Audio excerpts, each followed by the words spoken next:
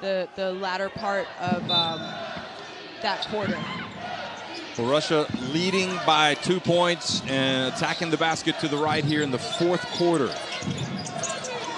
The winner will advance to play Spain. Good defense by Satana. I think she wanted the over and back call. Now Shalova, she's hit 1-3. She steps behind the arc. She launches it. Good! How big is that shot? That was a huge shot, a 5-point lead. They are only 3 of 13, and she has 2 of those. And now she anticipates the pass. And Romeo, wow, that was a big turnover. And now it's a 7-point advantage. And you know, Shalova is one of those veterans for this young Russian team. She's 28 years old, so you kind of expect a person of her caliber to be able to step up and lead her team down the end of this game. Romeo goes off 1 foot. She was able to fashion a shot, but she just didn't make it. Loganova thought about launching it herself.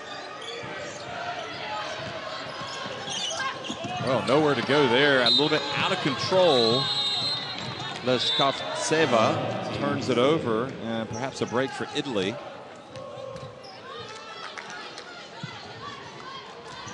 Timeout on the floor as you look at the second three-pointer from Shalova.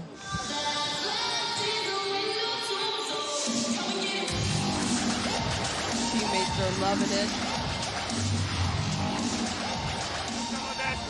Listen to Coach Crespi. Possiamo fare 1 perché così c'è subito il pick and roll e andiamo avanti, si può andare avanti anche di Nash, ok? Siamo, ma adesso ci vuole il cuore. Zandassini with 19 points.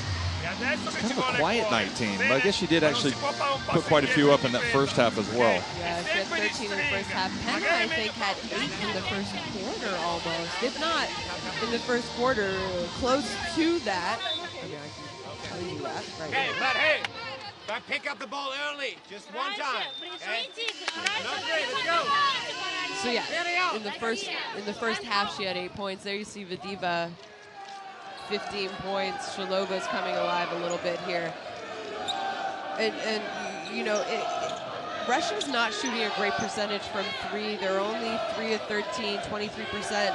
Just taking a look here, they've actually only averaged 22% for this tournament so far in the first 3 games. So they're not, three-point shooting is not their strength. It's obviously getting it inside to your bigs where you have the biggest advantage.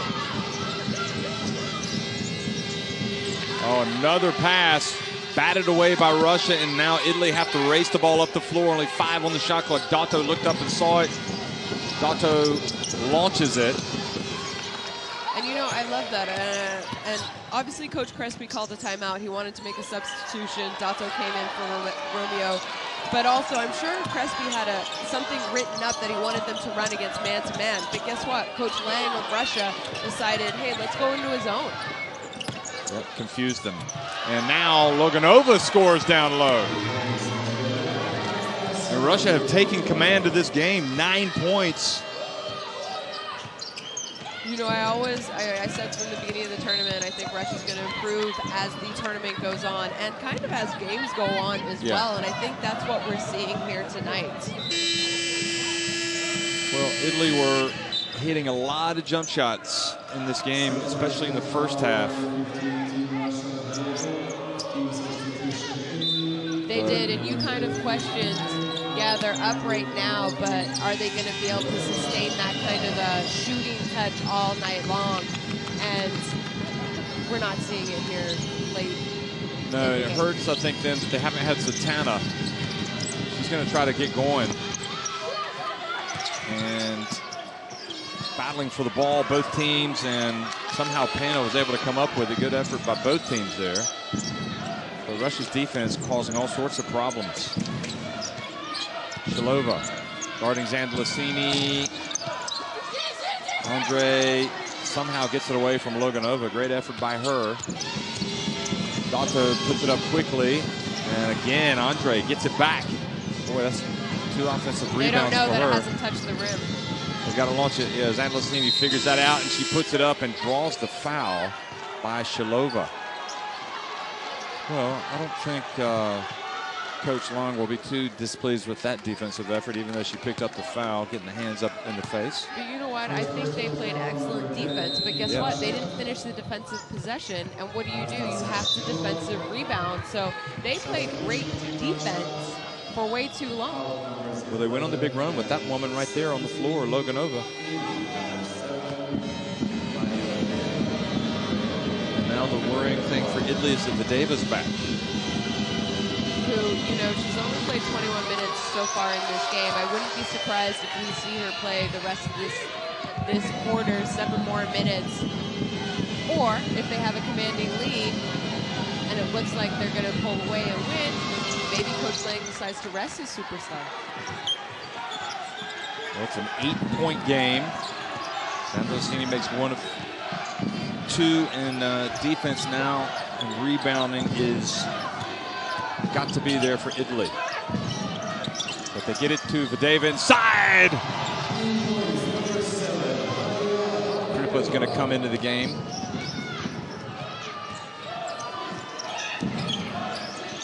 Penna open. And good hustle by Dotto to get it back. Both teams chasing the ball. Satana launches it. And Vadeva gets the rebound. And to talk a little bit about Vadeva, I mean, Russia have had some superstar basketball players. They have had European Players of the Year in the past. She might be the next superstar. Oh, and that's going to count. Shalova has really thrown in some daggers tonight in the 4th quarter. Now they've got their biggest lead of the game, 12 points, and she's going to the line. Look at this.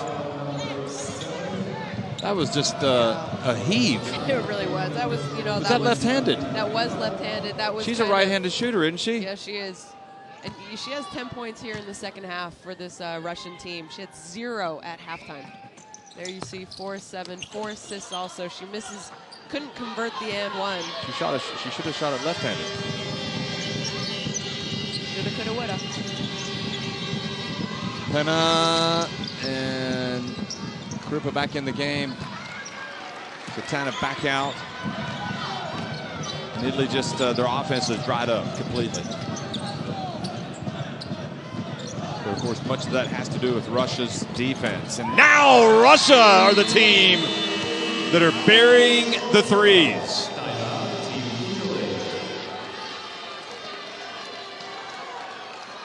Here it is again.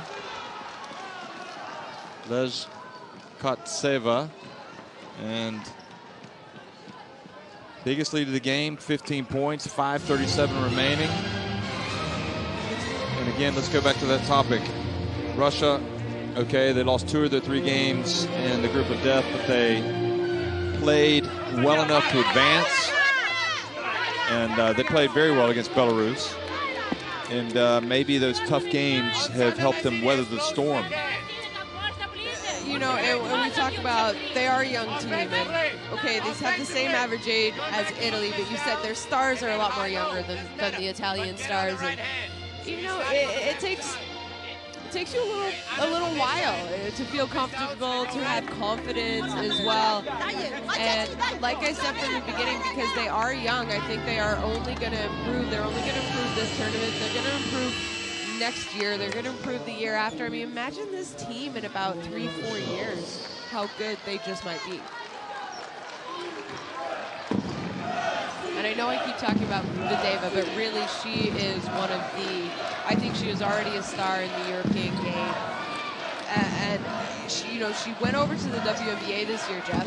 She only played 1 game because she came back to start training with the Russian national team. In that game, she had 24 minutes, 11 and 20 shooting, and 24 points. So I'm talking about her skill set playing against other European teams. She can also do that in one of the best leagues in the world and against U.S. players as well. Nice drive, and boy, what a finish by Andre there. Goodness me. I'll tell you what, that was a now or never moment for Italy, and now they need to get a stop, and a great block by Dotto. They got to let it all hang out now. And Fedorenkova gives the dirty look to the referee after he didn't call foul there. The cold stare. Look at that stat. 7 blocks for Italy and just 1 for Russia. Yeah, I think it's because Italy's a little bit more aggressive on defense, maybe. Oh. Italy wanted the up and down on Videva. Makes the pass, Vieru. And look at Crippa boxing out. Gosh. So Pena comes up with the ball, or Zandalasini rather. 4:40 remaining. Dato drives in and scores another 2. It's back to an 11-point game. And good job by Dato. I mean, she's the one who assisted on Andre's 2 points. Here you see her take it herself. I thought she might have handed it off to Chinilli, who was open from behind the arc, but yeah, she finished. Second team foul on Italy.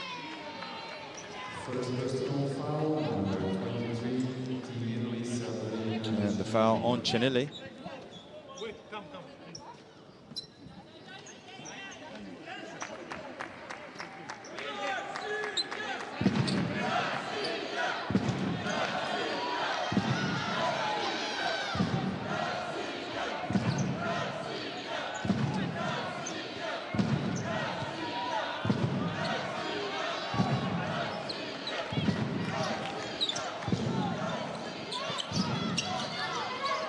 Inbounds it, goes off the hands, and that's a dream situation for Italy.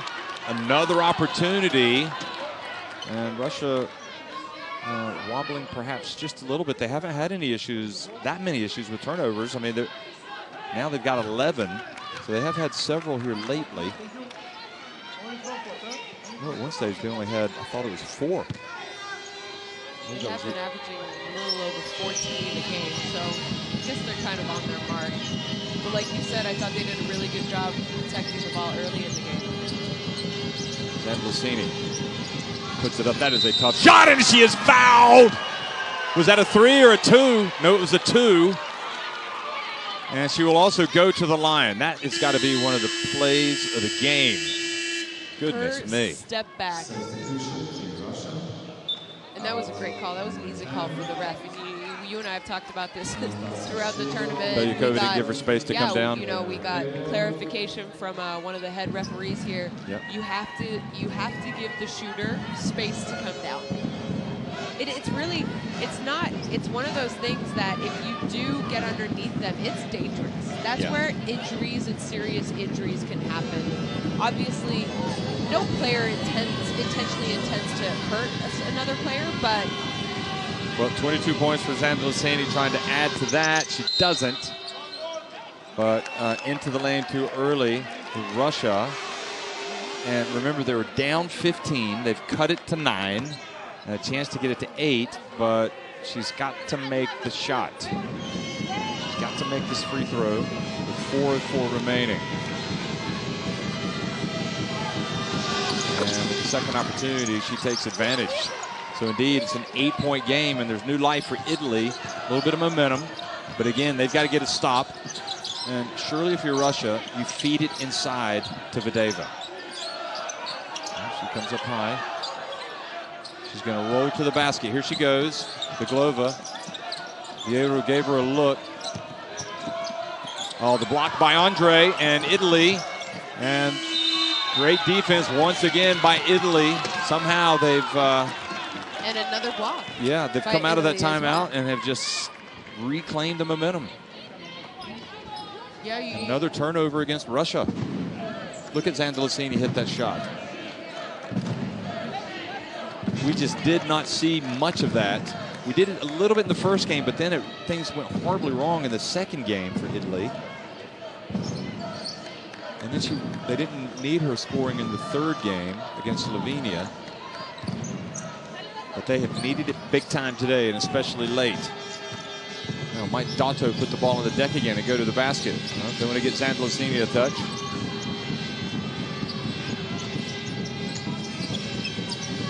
Chinilli. Zandalasini. She's got to put it up. She does.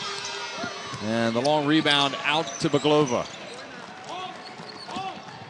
Took that one with the shot clock winding down. It looked good, to be honest. From our angle, I actually thought it was going in. I think she did too. You saw her running back a little bit. Right here, you gotta figure out a way to get your ball to Videva. Well, there she is, and she shoots it too long, but then Vieira there for the putback, and incredibly missed the putback. So things have gone cold, and now a quick pass. And look at Videva hustle back and get the steal. And that is one that the Italian wishes she had back. 2.5 minutes to go. Videva going to work on Andre. Into the corner he goes, and that bounces over the backboard. And Russia, when Shalova was out there, could hardly put a foot wrong, and now they've gone cold. That missed by Fedorenkova. And now a timeout. I think it's a good timeout by Russia. Yeah, I think it's one to give them a little bit of a breather, but also some instruction because offensively it hasn't looked pretty. I don't think they've had good shots. That last shot was good, that was fine, but before that, I don't, things just weren't going their way. I wouldn't be surprised if Coach Lang actually draws up a play and asks them to run it. Here you see the shooting percentages. Neither team shooting exceptionally well, especially from three. And Italy had 4 threes in the first half, I believe, Jeff. So they do, yeah. So they've clearly gone cold. Make sure we rebound. 34-22. Italy have actually cut back that advantage. Russia had a pretty decisive advantage there. Still is an advantage, but it was even more pronounced a while ago. And the Spider Cam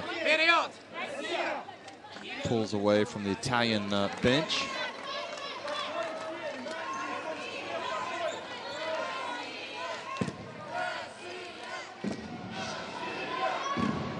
So 8-point game, 17 points for Videva, 6 rebounds. Probably have to say Zandlicini, though, has been the star of the game with her performance. He'd rather be on the winning team, though. Absolutely, but I think Zandlicini, the kind of shots that she has had to make for her performance so far has been beautiful to watch.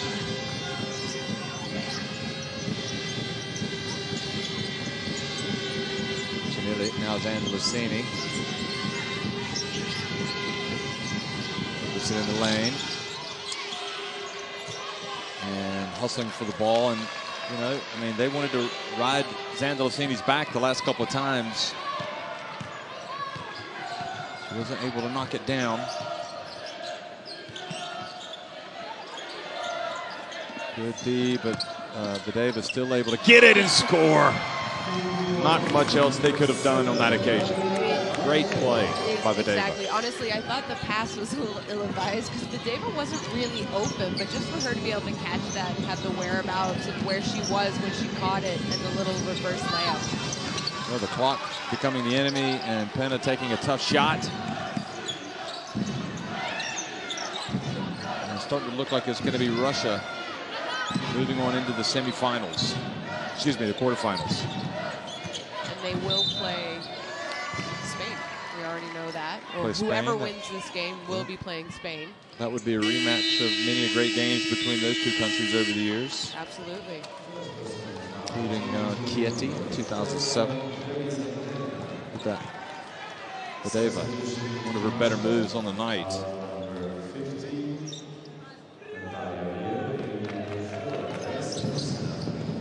3 of 14, 7 of 14 for Russia. 2 goals this quarter. Another jump shot, and Videva, despite being on the back of Andre, able to get it back. And I think Italy's starting to look like they know the game is up. On the bench anyway.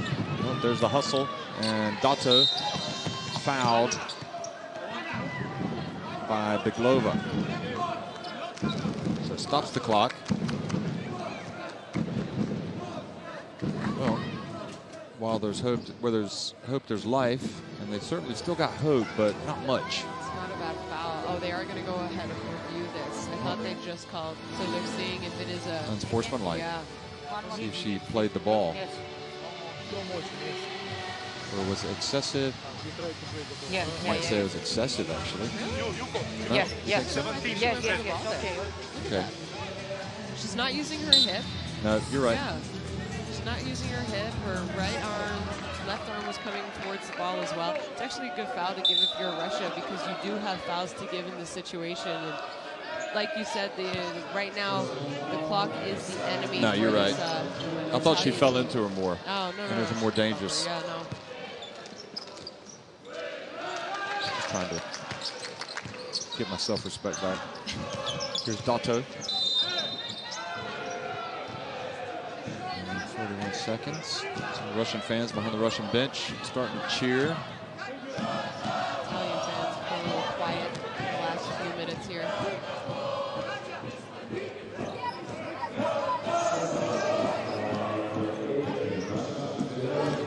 Well, Italy clearly did not have the Satana weapon tonight. That hasn't helped. But they had their moments in this game. I mean, they were right there till late in the third quarter, and the game started to swing Russia's way. And it was all the Shalova factor, really, for me, that really changed it. Second half, yeah. You know, to win a game at this level, you need to have, I would say, at least 2 people scoring in double figures. 3 would be great, 4 would be amazing. Italy only has Zandalicini at the moment in double figures. She didn't get it across midcourt in time. I don't think they saw that anyway.